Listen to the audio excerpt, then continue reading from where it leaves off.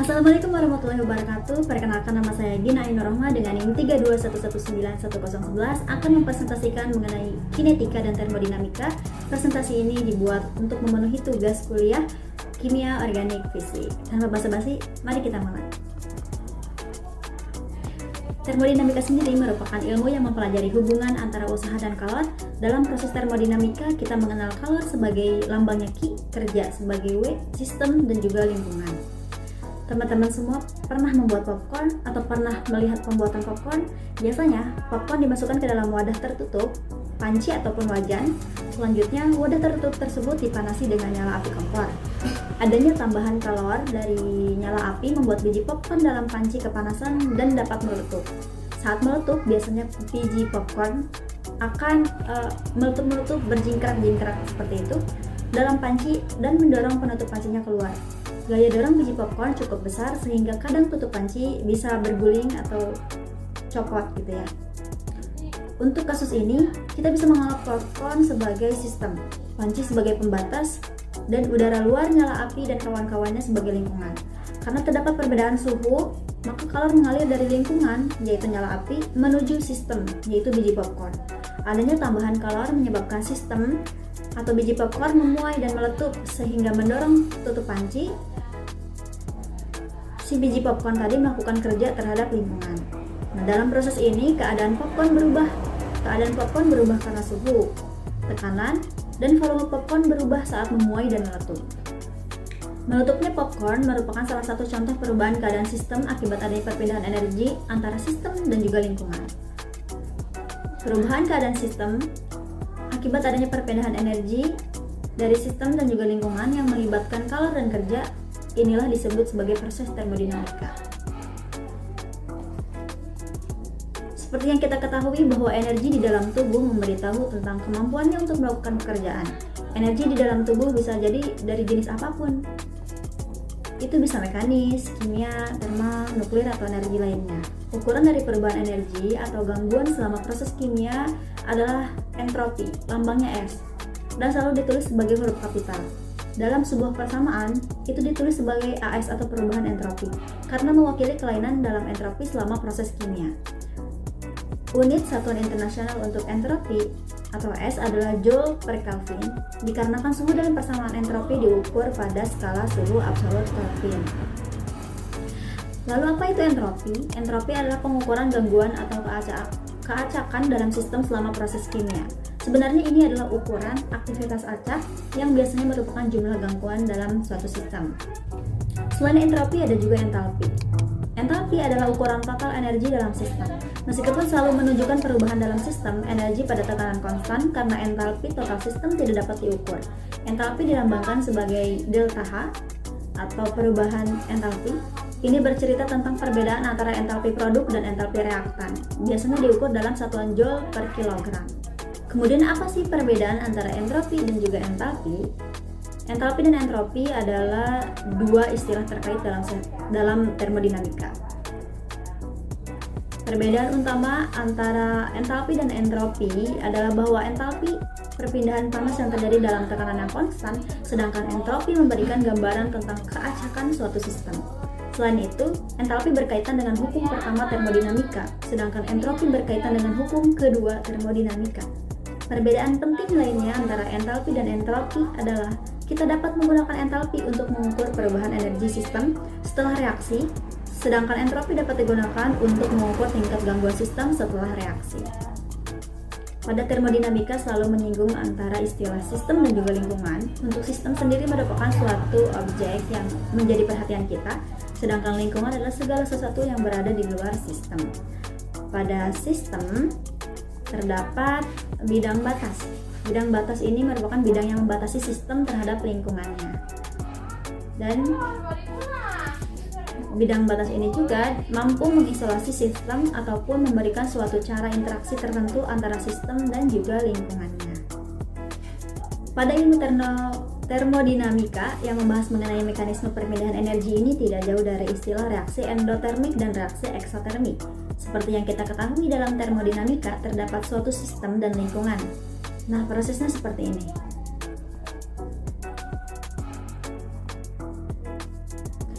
Saat ada proses pembakaran di suatu sistem, maka kalornya berpindah dari sistem ke lingkungan dinamakan reaksi eksoterm. Mudahnya, reaksi eksoterm ini reaksi yang menghasilkan panas atau kalor. Sedangkan berkebalikan dengan eksoterm, reaksi endoterm terjadi saat sistem menyerap kalor dari lingkungan. Dalam reaksi endoterm ini akan berlangsung proses perpindahan panas dari lingkungan menuju sistem. Akibatnya, suhu wilayah lingkungan menurun dan terasa lebih dingin. Salah satu penerapan reaksi eksoterm adalah dalam reaksi yang terjadi antara kapur bakar atau kalsium oksida dengan air. Rumusannya bisa lihat di sini, kalsium oksida ditambah air menjadi kalsium hidroksida, dan rumusnya masih delta H, perubahan entalpi. Setelah diketahui saat kapur kalsium oksida tersebut dimasukkan ke dalam air menghasilkan suatu kalor, maka perubahan entalpinya adalah minus 64 kJ. Karena apa? Karena sistem yaitu kalsium oksida melepaskan panas ataupun kalor. Makanya nilai perubahan entalpinya adalah minus 64 kJ. Nah, entalpi reaksinya sebesar minus 64 kJ ini menunjukkan adanya energi sebesar 64 kJ yang sistem lepaskan untuk menuju lingkungan. Gampangnya, lingkungan menyerap energi sebesar 64 kJ dari sistem. Temperatur sistem menjadi lebih tinggi daripada temperatur lingkungan. Itu adalah perubahan nyata ketika reaksi tengah berlangsung. Imbasnya, panas akan meninggalkan sistem kemudian menuju lingkungan sehingga temperatur keduanya menjadi sama. Selanjutnya ada energi aktivasi. Energi aktivasi pertama kali ditemukan oleh ahli kimia Swedia, Svante Arrhenius. Energi aktivasi atau energi pengaktifan adalah energi kinetik minimum yang harus dimiliki oleh molekul-molekul reaksi agar menghasilkan reaksi ketika saling bertumbukan. Kaitan antara energi aktivasi dengan berlangsungnya suatu reaksi dapat dianalogikan dengan proses mendorong mobil dari suatu tempat A ke tempat lain atau B melalui jalan mendaki dan menurun. Perhatikan di gambarnya. Proses mendorong mobil dari A ke B dengan terjadinya proses tumbukan, ketika mobil didorong sampai tanda X, kemudian si pendorong tidak mampu lagi melakukan usahanya, maka mobil tersebut akan turun lagi. Tidak berhasil melewati puncak dan tidak sampai ke titik B. Hal ini dianalogikan dengan peristiwa tumbukan yang memiliki energi kinetik kurang dari EA atau kurang dari energi aktivasi. Karena tidak sampai puncak, sehingga tidak terbentuk kompleks teraktivasi dan reaksi pun tidak terjadi. Agar mobil dapat sampai ke B, mobil tersebut harus didorong minimum sampai di puncak, sehingga untuk sampai di B tidak perlu didorong lagi, bisa meluncur. Dalam reaksi, agar dihasilkan produk maka reaksi harus memiliki energi minimum dalam membentuk kompleks teraktivasi terlebih dahulu sebelum membentuk hasil reaksi. Nah, energi tersebut yang dinamakan dengan energi aktivasi.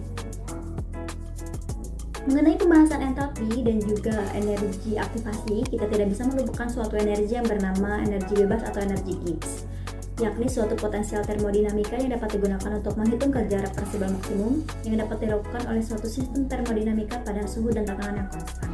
Dari grafik ini dapat diketahui bahwa grafik energi bebas menunjukkan bahwa sebuah bidang yang mana tegak lurus dengan sumbu V dapat melewati titik A yang merupakan keadaan awal benda.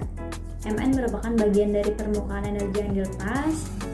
Yang ini E merupakan energi, sedangkan yang N-nya merupakan entropi. Untuk AD dan EE merupakan energi dan entropi benda dalam keadaan awal. AB dan AC ini energi bebas atau energi yang tersedia dan kapasitas entropinya jumlah di mana entropi suatu benda dapat ditingkatkan tanpa mengubah suatu energi. Sama seperti dalam mekanika, di mana penurunan energi potensial didefinisikan sebagai kerja maksimum yang dapat dilakukan, potensial yang berbeda juga memiliki arti yang berbeda. Penurunan energi bebas atau Gibbs ini adalah jumlah maksimum pekerjaan non-ekspansi yang dapat diekstraksi dari sistem termodinamika tertutup. Maksimum tersebut dapat dicapai hanya dalam proses yang sepenuhnya reversibel. Ketika sebuah sistem berubah secara reversibel dari keadaan awal ke keadaan akhir, penurunan energi bebas Gibbs sama dengan kerja yang dilakukan oleh sistem ke lingkungannya, dikurangi dengan kerja dari gaya tekanannya. Kemudian bagaimana cara pembentukan energi bebas atau Gibbs ini? Bagaimana energi ini bisa muncul? Energi Gibbs didefinisikan sebagai fungsi keadaan yang hanya bergantung pada keadaan menggambarkan sistem. Hal ini dikarenakan setiap komponen persamaan H, T, dan S semuanya merupakan fungsi keadaan. Oleh karena itu, kita dapat mengetahui perubahan energi Gibbs tanpa mengetahui setiap detail prosesnya. Dalam suatu proses yang terjadi pada keadaan di mana tekanan dan suhunya 298 Kelvin 1 atm, energi pembentukan molar standar dapat ditentukan oleh perubahan energi bebas dari reaktan dan produknya. Energi bebas dapat dilambangkan dengan G dan dinyatakan dengan persamaan G sama dengan H kurang Ts, sedangkan persamaan Gibbs-Helmholtz-nya adalah delta G energi bebas sama dengan delta H perubahan entalpi, ini perubahan energi ya, sama dengan perubahan entalpi dikurangi suhu dan perubahan entropi. Persamaan ini sangat berguna dalam memprediksi spontanitas suatu proses. Jika delta G-nya negatif, maka prosesnya spontan. Jika delta G-nya positif, maka prosesnya tidak spontan. Dan jika sama dengan 0, maka prosesnya berada dalam kesetimbangan. Nah, ini energi bebas ini pada awalnya disebut dengan energi yang tersedia. Dikembangkan pada tahun 1870 oleh Josiah Willard Gibbs. Pada tahun 1873, Gibbs menggambarkan energi yang tersedia sebagai berikut. Jumlah terbesar dari kerja mekanis yang dapat diperoleh dari suatu zat pada jumlah tertentu dalam keadaan awal tertentu tanpa meningkatkan jumlah volume atau membiarkan panas mengalir ke atau dari luar benda, kecuali seperti pada penutupan proses yang tersisa dalam kondisi awal mereka. Pada termodinamika ada 3 kesetimbangan, yakni ada keadaan setimbang mekanik, keadaan setimbang termal, dan keadaan setimbang kimiawi. Kesetimbangan mekanik yaitu kesetimbangan yang terjadi apabila tekanan di setiap titik di dalam sistem mempunyai harga yang konstan. Kesetimbangan termal yaitu kesetimbangan yang terjadi apabila temperatur di setiap titik di dalam sistem mempunyai harga yang sama. Sedangkan kesetimbangan kimiawi yaitu kesetimbangan yang terjadi apabila struktur materi di dalam sistem tidak berubah. Hukum ke-0 termodinamika menyatakan bahwa dua sistem dalam keadaan setimbang dengan sistem ketiga, maka ketiganya dalam saling setimbang satu sama lainnya. Prinsip yang mendasari terbentuknya hukum ini adalah adanya perpindahan panas dari suatu sistem ke sistem yang lainnya. Berikut contoh gambar dari keseimbangan mekanik. Adanya keseimbangan gaya-gaya yang bekerja pada sistem ini sendiri, biasanya disebut sebagai interior atau antara sistem dengan lingkungannya. Keseimbangan gaya bisa dalam bentuk akibat gravitasi, listrik, dan lainnya. Dengan kata lain yang mudah dapat dikatakan, semua gaya-gaya yang bekerja harus memiliki resultan sama dengan 0. Untuk kesetimbangan termal, keseimbangan ini akan terjadi jika tidak ada perpindahan kalor dalam sistem atau antara sistem dengan lingkungannya. Artinya semua temperatur dalam sistem harus sama. Kesetimbangan termal terjadi ketika tidak dapat perubahan spontan dalam koordinat sistem yang ada dalam kesetimbangan mekanis dan kimia bila sistem itu dipisahkan dari lingkungan oleh dinding diagram. Nah, hukum ke-0 termodinamika ini dapat dijelaskan seperti pada gambar. Jika benda A mempunyai temperatur yang sama dengan benda B dan benda B mempunyai temperatur yang sama dengan benda C, maka temperatur benda A akan sama dengan temperatur benda C, atau disebut ketiga benda A, B, dan C berada dalam kondisi kesetimbangan termal. Dalam kehidupan sehari-hari ini, kita sering menjumpai fenomena yang menggambarkan hukum ke-0 termodinamika. Misalnya saat kita membuat air hangat untuk mandi, kita mencampur air panas dengan air dingin. Pada saat air panas dicampur dengan air dingin, maka kalor akan berpindah dari yang air panas ke air dingin. Proses perpindahan panas ini berlangsung beberapa saat, hingga tercapai kesetimbangan termal antara air panas dengan air dingin. Pada saat tercapai kesetimbangan termal antara air panas dan air dingin ini, temperatur air panas akan turun, sedangkan temperatur air dingin akan naik menuju ke temperatur kesetimbangan termal. Untuk keseimbangan kimiawi terjadi jika tidak ada reaksi kimia yang terjadi lagi dalam sistem seperti difusi maupun pelarutan, walau dalam kecepatan yang lambat sekalipun.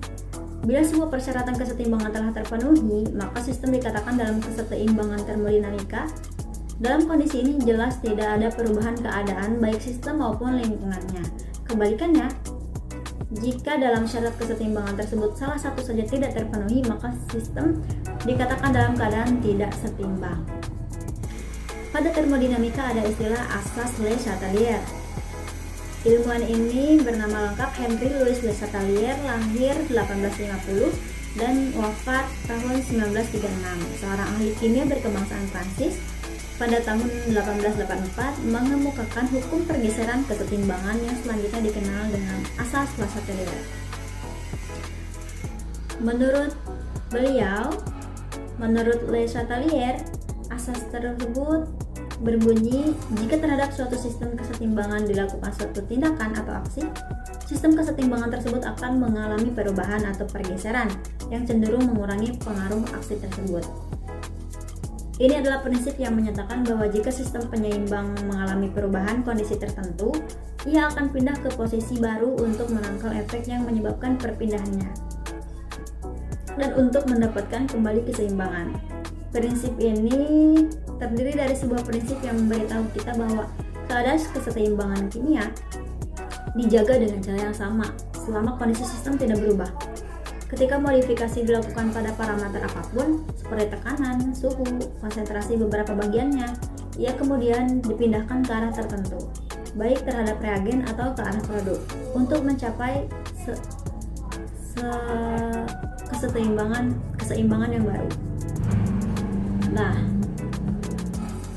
apa penyebab dari pergeseran keseimbangan? Ada 5. Yang pertama, perubahan konsentrasi, tekanan, volume, suhu, dan katalisator. Untuk perubahan konsentrasi, jika konsentrasi suatu zat diperkecil, akan bergeser ke zat yang diperkecil. Kalau tekanan, jika tekanan suatu zat diperkecil, maka akan bergeser ke koefisien yang besar. Untuk volume, jika volume zatnya diperkecil, maka akan bergeser ke koefisien gas yang kecil. Untuk perubahan suhu, jika suhu suatu zat diturunkan, akan bergeser ke arah reaksi yang delta H-nya negatif atau exciton. Sedangkan terakhir, penambahan katalisator. Katalisator ini merupakan bukanlah faktor pergeseran keseimbangan yang utama. Yang utama ini ada 4 ini, sedangkan katalisator ini bukan. Katalisator ini fungsinya untuk mempercepat reaksi dengan cara menurunkan energi aktivasi. Penambahan katalis akan mempercepat terjadinya keadaan setimbang dan komposisi zat-zat yang setimbang tidak berbeda jika digunakan katalis atau tidak. Namun bukanlah suatu faktor yang menyebabkan pergeseran kesetimbangannya. Demikian presentasinya. Mohon maaf bila ada penyampaian yang salah. Wabillahi taufiq wal hidayah. Wassalamualaikum warahmatullahi wabarakatuh. Terima kasih.